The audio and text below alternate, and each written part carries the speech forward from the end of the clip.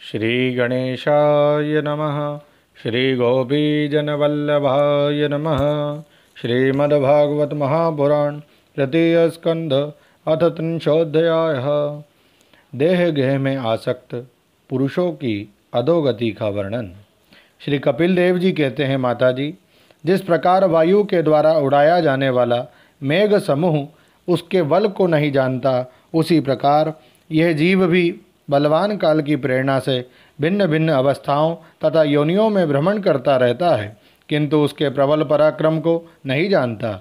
जीव सुख की अभिलाषा से जिस जिस वस्तु को बड़े कष्ट से प्राप्त करता है, उसी उसी को भगवान काल विनष्ट कर देता है, जिसके लिए उसे बड़ा शोक होता है। इसका कारण यही है कि ये मंदमती जीव अपने इस नाशवान शरीर तथा उसके संबंधियों के घर, खेत और धन आदि को मोहवश नित्य मान लेता है। इस संसार में यह जीव जिस जिस योनि में जन्म लेता है, उसी उसी में आनंद मानने वाला है और उससे विरक्त नहीं होता। ये भगवान की माया से ऐसा मोहित हो रहा है कि कर्मवश नार की योनियों में जन्म लेने पर भी वहाँ के विष्टा आदि भोगों में ही सुख मानने के कारण उसे भी छोड़ना नहीं चाहता। ये मूर्ख अपने शरीर, स्त्री, पुत्र, गृह, पशु, धन और बंधु बांधवों में अत्यंत आसक्त होकर उनके संबंध में नाना प्रकार के मनोरथ करता हुआ अपने को बड़ा भाग्यशाली समझता है। इनके पालन पोषण की चिंता से इसके संपूर्ण अंग जलते रहते हैं, तथापि दुर्वासनाओं से दूषित हृदय उन होने के कारण यह मूढ़ निरंतर इन्हीं के लिए तरह तरह के पाप करता रहता है। उल्टा स्त्रियों के द्वारा एकांत में संभोग आदि के समय प्रदर्शित किए हुए कपटपूर्ण प्रेम में तथा बालकों की मीठी मीठी बातों में मन और इंद्रियों के फंस जाने से गृहस्थ पुरुष घर के दुख प्रधान कपटपूर्ण कर्मों में लिप्त हो जाता है।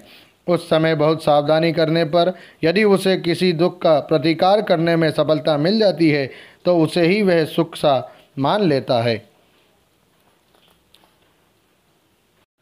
जहाँ तहाँ से भयंकर हिंसा वृत्ति के द्वारा धन संचय कर यह ऐसे लोगों का पोषण करता है जिनके पोषण से नरक में जाता है। स्वयं तो उनके खाने पीने से बचे हुए अन्न को ही खाकर रहता है। बार बार प्रयत्न करने पर भी जब इसकी कोई जीविका नहीं चलती, तो यह लोभवश अधीर हो जाने से दूसरे के धन की इच्छा करने लगता है। जब मंदभाग्य के कारण इसका कोई प्रयत्न नहीं चलता और यह मंदबुद्धि धनहीन होकर कुटुंब के भरण पोषण में असमर्थ हो जाता है, तब अत्यंत दीन और चिंतातुर होकर लंबी लंबी सांसें छोड़ने लगता है। इसे अपने पालन पोषण में असमर्थ देखकर वे स्त्री पुत्रादि इसका पहले के समान आदर नहीं करते। जैसे कृपण किसान बूढ़े बैल की उपेक्षा कर देते हैं, फिर भी इसे वैराग्य नहीं होता। जिन्हें उसने स्वयं पाला था, वे ही अब उसका पालन करते हैं। वृद्धावस्था के कारण इसका रूप बिगड़ जाता है, शरीर रोगी हो जाता है, अग्नि मंद पड़ जाती है, भोजन और पुरुषार्थ दोनों ही कम हो जाते हैं। वह मरणोन्मुख होकर घर में पड़ा रहता है और कुत्ते की भांति स्त्री पुत्रादि के अपमान पूर्वक दिए हुए टुकड़े खाकर जीवन निर्वाह करता है। मृत्यु का समय निकट आने पर वायु के उत्क्रमण से इसकी पुतलियां चढ़ जाती है। श्वास प्रश्वास की नलिकाएं कब से रुक जाती है। खांसने और सांस लेने में भी इसे बड़ा कष्ट होता है तथा कफ बढ़ जाने के कारण कंठ में घुरघुराहट होने लगती है। यह अपने शोकातुर बंधु बांधवों से घिरा हुआ पड़ा रहता है और मृत्युपाश के वशीभूत हो जाने से उनके बुलाने पर भी नहीं बोल सकता। इस प्रकार जो मूढ़ पुरुष इंद्रियों को ना जीत कर निरंतर कुटुंब पोषण में ही लगा रहता है, वे रोते हुए स्वजनों के बीच अत्यंत वेदना से अचेत होकर मृत्यु को प्राप्त होता है। इस अवसर पर उसे लेने के लिए अति भयंकर और रोषयुक्त नेत्रों वाले जो 2 यमदूत आते हैं, उन्हें देखकर वह भय के कारण मलमूत्र कर देता है। वे यमदूत उसे यातना देह में डाल देते हैं और फिर जिस प्रकार सिपाही किसी अपराधी को ले जाते हैं, उसी प्रकार उसके गले में रस्सी बांधकर बलात् यमलोक की लंबी यात्रा में उसे ले जाते हैं। उनकी घुड़कियों से उसका हृदय फटने और शरीर कांपने लगता है। मार्ग में उसे कुत्ते नोचते हैं। उस समय अपने पापों को याद करके वह व्याकुल हो उठता है। भूख प्यास उसे बेचैन कर देती है तथा घाम, दावानल और लूओं से वह तप जाता है। ऐसी अवस्था में जल और विश्राम स्थान से रहित उस तप्त वालुका में मार्ग में जब उसे एक पग आगे बढ़ने की भी शक्ति नहीं रहती, यमदूत उसकी पीठ पर कोड़े बरसाते हैं, तब बड़े कष्ट से उसे चलना ही पड़ता है। वह जहाँ तहाँ थक कर गिर जाता है, मूर्छा आ जाती है, चेतना आने पर भी फिर उठता है।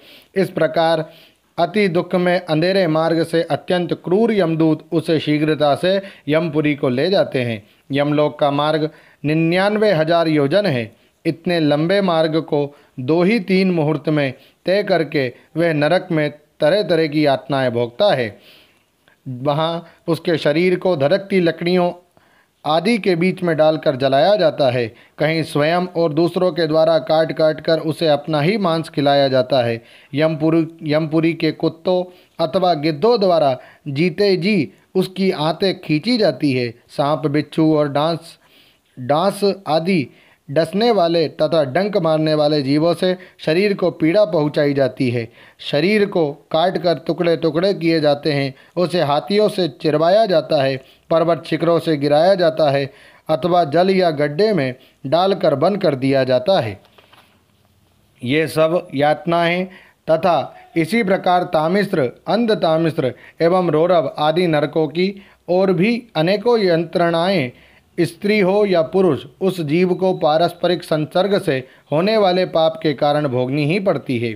माताजी, कुछ लोगों का कहना है कि स्वर्ग और नरक तो इसी लोक में है, क्योंकि जो नारकी यातनाएं हैं वे यहाँ भी देखी जाती है।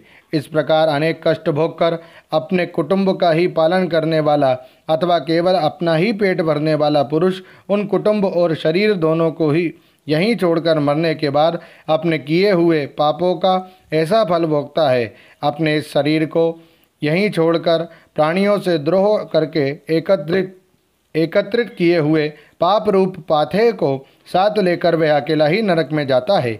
मनुष्य अपने कुटुंब का पेट पालने में जो अन्याय करता है उसका देव विहित कुफल वह नरक में जाकर भोगता है। उस समय वह ऐसा व्याकुल होता है मानो उसका सर्वस्व लुट गया हो। जो पुरुष निरी पाप की कमाई से ही अपने परिवार का पालन करने में व्यस्त रहता है वह अंध तामिस्र नरक में जाता है, जो नरकों में चरम सीमा का कष्टप्रद स्थान है।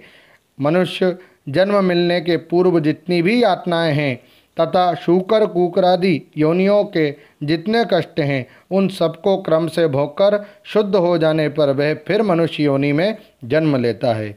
ओम नमो भगवते वासुदेवाय। श्रीमद्भागवते महापुराणे पारमहंस्यां संहितायां तृतीय स्कंधे कापिलेयोपाख्याने कर्म विपाको नाम 300 श्री राधा कृष्णार्पणमस्तु। हरे नमः, हरे नमः, हरे नमः। राधे राधे।